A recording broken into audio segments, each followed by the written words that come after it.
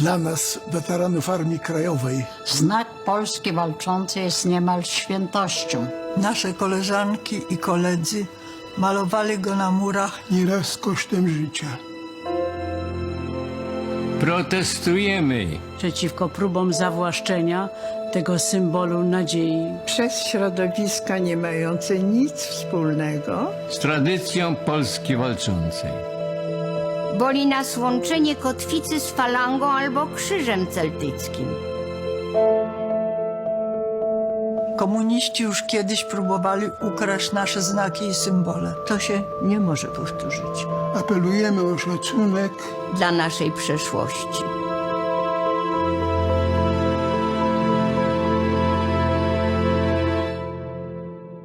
Cześć moi drodzy, witam Was. Dzisiaj chciałbym krótko, ale poruszyć dość kontrowersyjny temat. Chodzi o symbol Polski walczącej, który powinien być tak naprawdę dla każdego Polaka niemalże świętością.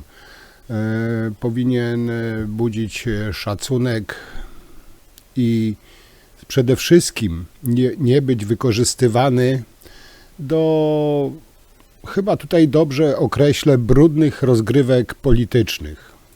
Kotwica jako znak Polski walczącej pojawił się w Warszawie 20 marca 1942 roku.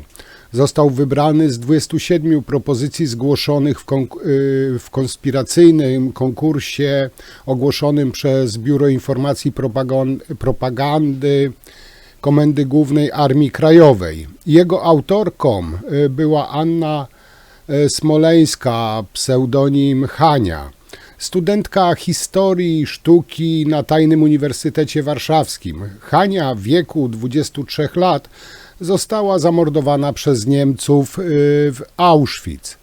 Znak ten, co jest ważne, jako kotwica, symbol Polski walczącej od 2014 roku podlega ochronie prawnej w Polsce. I co się z tym wiąże?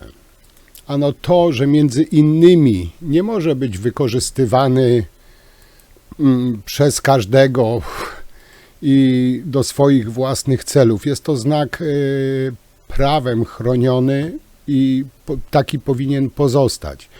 Do czego zmierzam?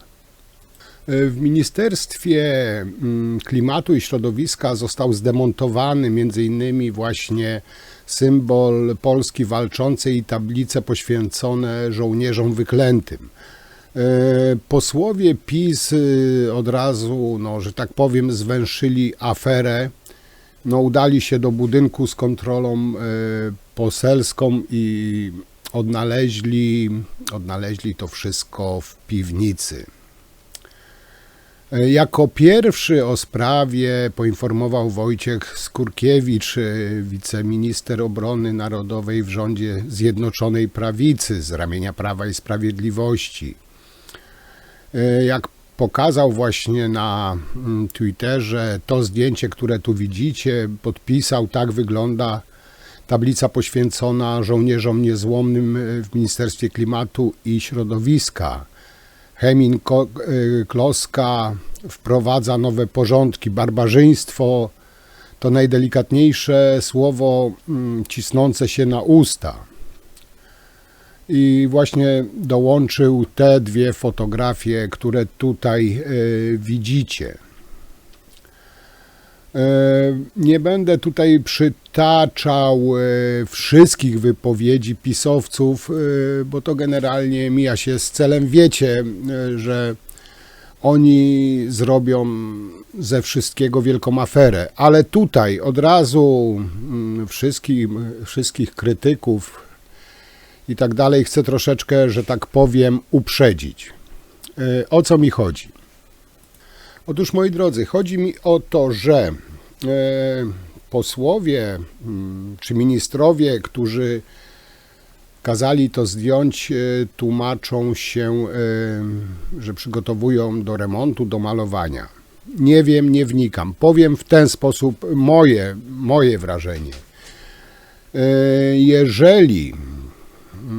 jeżeli oni to zdjęli do malowania, czy tam, nie wiem, remontu, odświeżenia, okej, choć według mnie, tak mi się wydaje, powinni, gdyby tak było faktycznie, powinni o tym poinformować.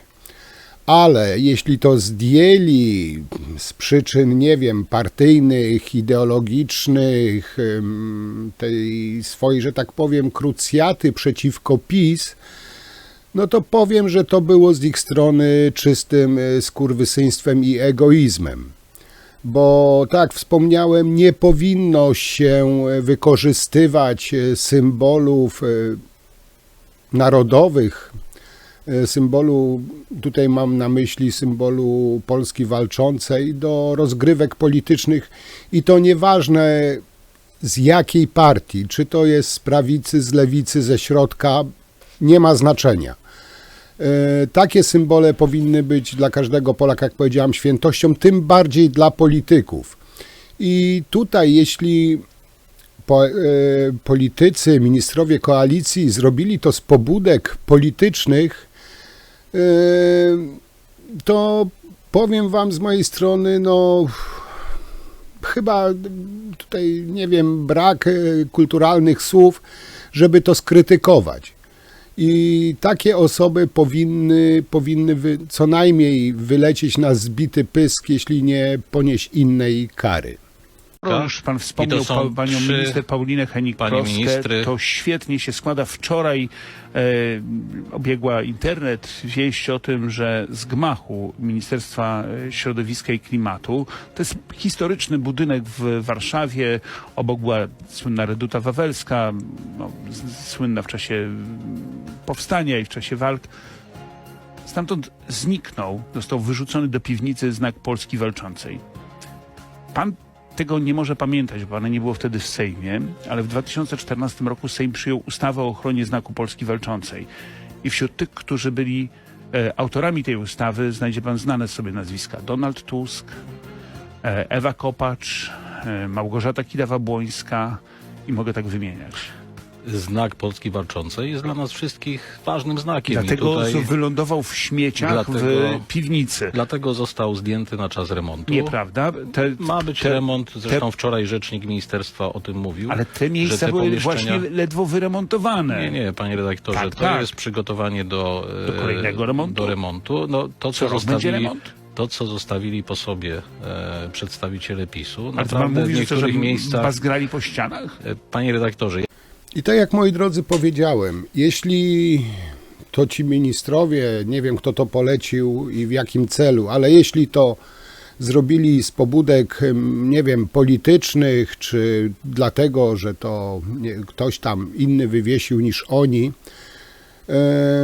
to zasługuje na nie wiem, gorszą, ostrzejszą krytykę i powinno być nagłaśniane jak najbardziej, powinno być zgłoszone, nie wiem, odpowiednim władzom, prokuraturze, nie wiem, po prostu nie znam się aż tak na prawie, ale na pewno osoby, które to po prostu zdjęły, bo miały taki kaprys, powinny ponieść za to jak najdalej idące konsekwencje. Takie jest moje zdanie. I tu powiedziałem, nie ma znaczenia, czy to prawica, czy lewica, czy środek. Są pewne symbole narodowe, które powinny być szanowane i koniec, kropka. Jeśli tam faktycznie miał być remont, według mnie powinni o tym poinformować. Tak mi się wydaje. Ale do czego zmierzam jeszcze? PiS-owcy jak hieny wyczuły krew i jak hieny rzuciły się, robiąc z tego kolejną wielką aferę. I jeszcze raz powtarzam, żeby to, nie wiem, wybrzmiało. Jestem daleki od bronienia osób, które to kazały zdjąć, jeśli kazały zdjąć po prostu, bo dla własnego widzimisię. Bo doskonale rozumiem, że zdejmują krzyże w budynkach użyteczności publicznej, bo budynek nie jest kościołem, nie jest instytucją kościelną, tylko świecką.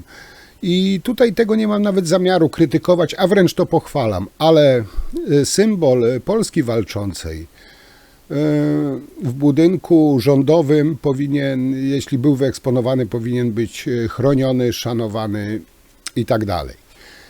Ale wracając do pisowców, zrobili z tego aferę, oczywiście obwiniają już cały rząd z Tuskiem na czele. Choć nie wiem, czy Tusk o tym w ogóle wiedział, o tej decyzji, no ale jak wiecie, Tusk jest wszystkiemu winny, cała koalicja jest wszystkiemu winna. Nie wiem, decyzję podejmie jeden człowiek, obwiniają hurtowo, odpowiedzialność zbiorowa, tak u pisowców jest. I nakręcają z tego wielką aferę. Jeśli to zrobili, jeszcze raz powiem, z pobudek, nie wiem, czysto politycznych, osoby, które kazały to zdjąć, to powiem wam, że popieram tu wyjątkowo pisowców, że to nagłaśniają, że to krytykują. Bo takie rzeczy nie powinny mieć miejsca, tylko jeśli to faktycznie zdjęli na jakiś krótki okres, na czas, nie wiem, remontu, odświeżenia, no wydaje mi się, że wystarczy pójść, byli na kontroli poselskiej, powinni pójść, porozmawiać, sprawdzić. No tak jak to robią cywilizowani ludzie, ale nie, oni wyczuli krew, oni będą teraz obwiniać wszystkich ludzi. Jeszcze poczekajcie trochę, to być może i wyborców będą za to też obwiniać. Szanowni Państwo, ten symbol wyrwanej kotwicy Polski walczącej będzie symbolem rządów Tuska, rządów Kosiniaka, rządów Hołowni, rządów Czarzastego. To jest symbol ich rządów. My w czasie kontroli poselskiej rozmawialiśmy z urzędnikami, każdy z tych urzędników mówił: nie wiem, nie mam pojęcia, gdzie to jest, gdzie to się schowało, kto to wyniósł, kto to zrobił, ale wystarczyło zejść do piwnic, drodzy Państwo. Zeszliśmy do warsztatów, do piwnic, do najdalszych zakamarków ministerstwa i się okazało, że tam to rzucone pod kąt i tablica, znak Polski Walczącej w jakimś innym miejscu, prawnie chroniony znak Polski Walczącej.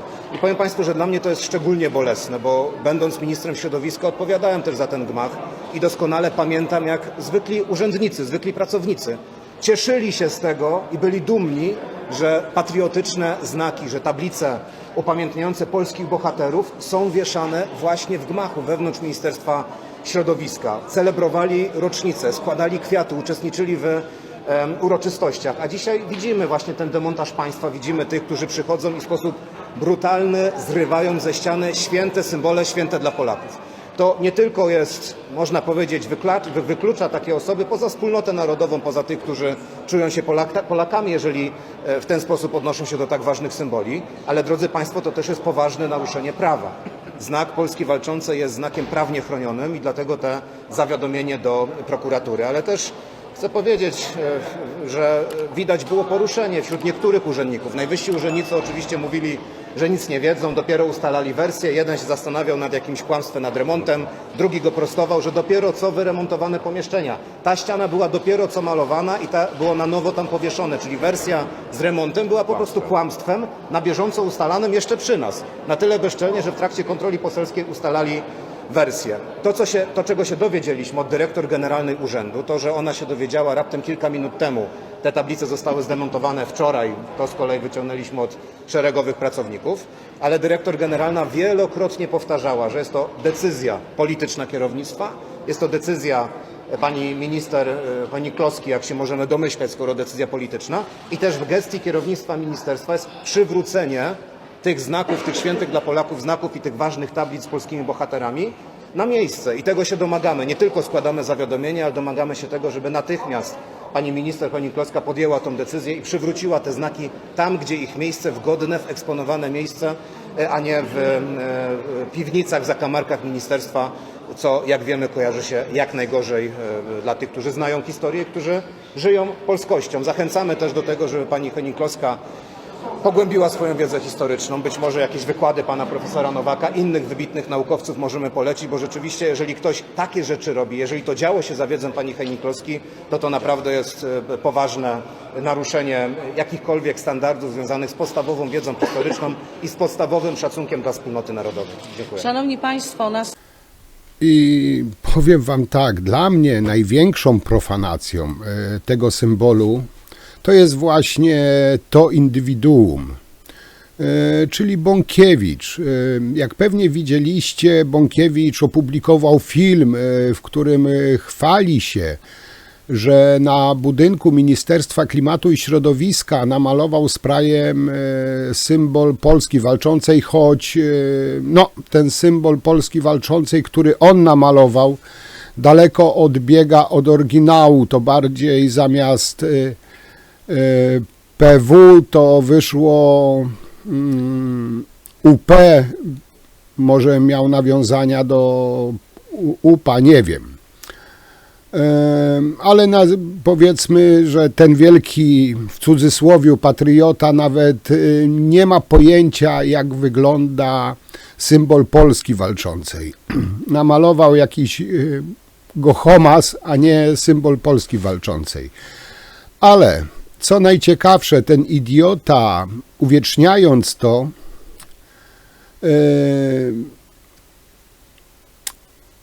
czym sam przedstawił sobie dowód w swojej sprawie, w dewastacji mienia publicznego. No nic, tylko kretynowi pogratulować. Bo jak już jest wiadomo, w tej sprawie zostało zgłoszone do prokuratury. Zostało zgłoszone o dewastację budynku zabytkowego. Czyli kretyn sam na siebie, można powiedzieć, doniósł. Może to się wydawać śmieszne, ale z drugiej strony jest to tragiczne, że takie indywiduum właśnie jak Bąkiewicz profanuje ten znak i namawia innych Polaków do dewastacji, elewacji budynków, malując symbol, który jest znakiem pod ochroną, którym jest znakiem zastrzeżonym. Całe szczęście, że ludzie tego kretyna nie wybrali na posła. Pamiętacie, jak dar mordę, że kościoły są dewastowane? Chodzi tu właśnie o malowanie po nowych kościołach, między innymi sprajem, między innymi Piekło Kobiet i tak dalej, że są dewastowane, że powinna zająć się tym policja, że nie może tak być, żeby było dewastowane budynki czy elewacje. A sam namawia innych Polaków, sam dewastuje budynki zabytkowe. Co trzeba mieć w tym durnym łbie, żeby coś takiego robić? Kolejna sprawa. Ten niby pseudo-patriota, który wyciera se gębę Bogiem, wyciera se gębę patriotyzmem, wyciera se gębę symbolem Polski Walczącej, wyciera se gębę powstańcami, nie potrafi namalować prostego symbolu Polski Walczącej, ale doskonale za to potrafi zagłuszać przemówienia bohaterki Powstania Warszawskiego. Z niego jest taki patriota, jak ze mnie sympatyk Kaczyńskiego. I powiem wam, że po prostu facet, który już ma wyrok sądowy, teraz mu dojdzie kolejny. No dla mnie jest hańbą, po prostu hańbą, wstydem dla Polski, że coś takiego w ogóle publicznie się pokazuje i jakoś pisowcy tego nie krytykują. Nie słyszałem w ogóle, żeby krytykowali to, że zdewastował zabytkowy budynek. Nie słyszałem, że zagłuszał przemówienie bohaterki Powstania Warszawskiego. Jakoś to pisowców w dziwny sposób nie razi. Mało tego, z ich listy startował jako na posła. No jaka partia, tacy kandydaci.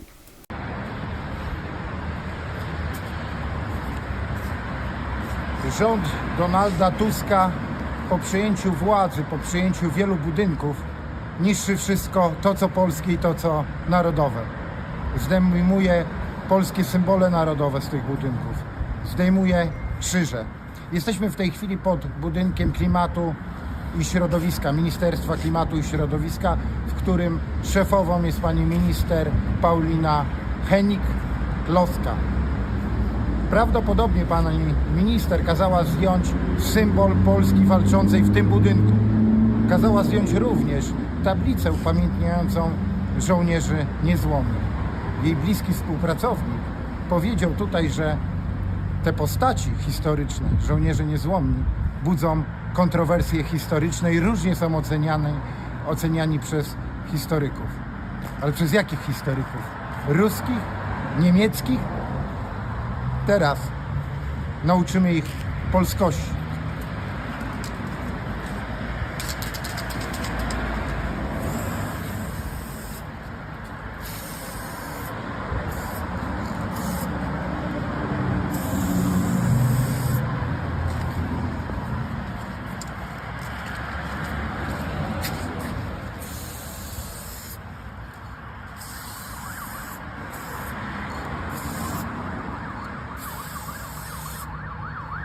Mam nadzieję, że jutro pani minister, przychodząc do pracy, zobaczy znaki Polski walczącej. Róbcie to w całej Polsce. Okej, ja to zobaczyłem, wy też to musicie zobaczyć. Po prostu niełatwiej to się nawzajem szanować, kochać. Moi drodzy, nie przedłużam. Tak mówiłem dzisiaj króciutko. Myślę, że ja osobiście wyraziłem swój pogląd na to dość wyraźnie. I tak powiedziałem i to powtórzę jeszcze na koniec, jeśli to zrobili politycy koalicji z pobudek politycznych, co najmniej powinni wylecieć z tego ministerstwa. Jeśli jakiś remont czy coś, według mnie powinni poinformować. Tak czy inaczej, żaden polityk, tym bardziej żaden faszysta nie powinien sobie wysługiwać się tym symbolem. Takie jest moje zdanie. W sucharze dnia oczywiście też piszcie, jak wy to widzicie, jakie macie na ten temat zdanie. A w sucharze dnia dzisiaj rzeczywistość alternatywna, ale być może jakby dalej PiS był u władzy, bardzo realna. Także dzięki wam, życzę miłej reszty niedzieli. No i do zobaczenia przy następnym materiale. Cześć!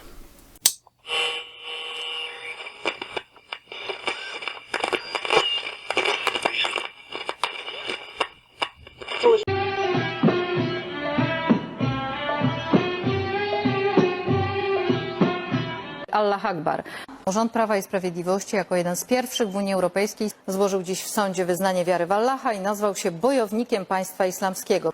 Co jeszcze zmieniło się w tej kwestii? O tym Jakub Wojtanowski. Już nie z Unii Europejskiej, ale z kraju, który jest zbieżny z naszym światopoglądem do Polski, przypłynie potężny zastrzyk finansowy, o który nie musimy się już prosić.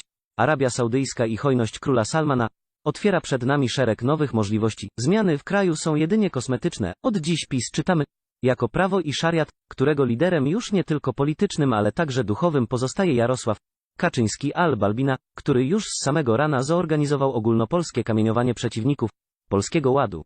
To nasze zwycięstwo, ten worek kamieni i musimy ten worek kamieni wykorzystać, by ta cała sprawa, jak wiele afer, została szybko zapomniana. A co o zmianach sądzą Polacy? Popieram z całym sercem wszystko, co PiS chce zmienić. I dla emerytów, dla dzieci, dla wszystkich. Pierwszy, jedyny rząd. Wspaniały. Platforma to wszystko zabierała emerytom. Wszystko zabrała. Co się dało, to zabrała. Nawet i dla dzieci rodzinne też oni poodbierali. Prawo i Sprawiedliwość liderem sondażu poparcia partii politycznych. Ugrupowanie rządzące uzyskało 95% i prawie 14 milionów procent głosów.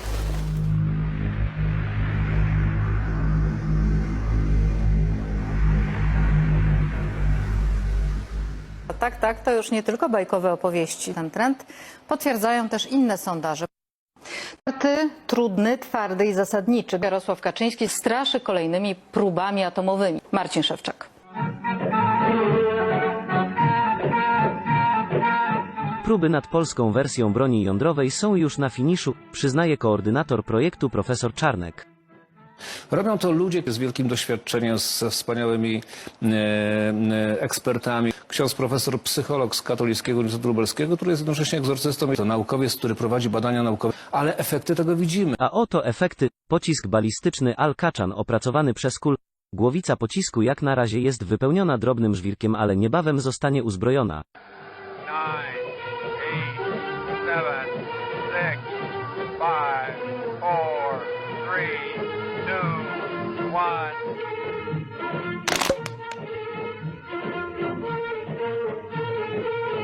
1. Pierwszy próbny wystrzał zakończył się pełnym sukcesem.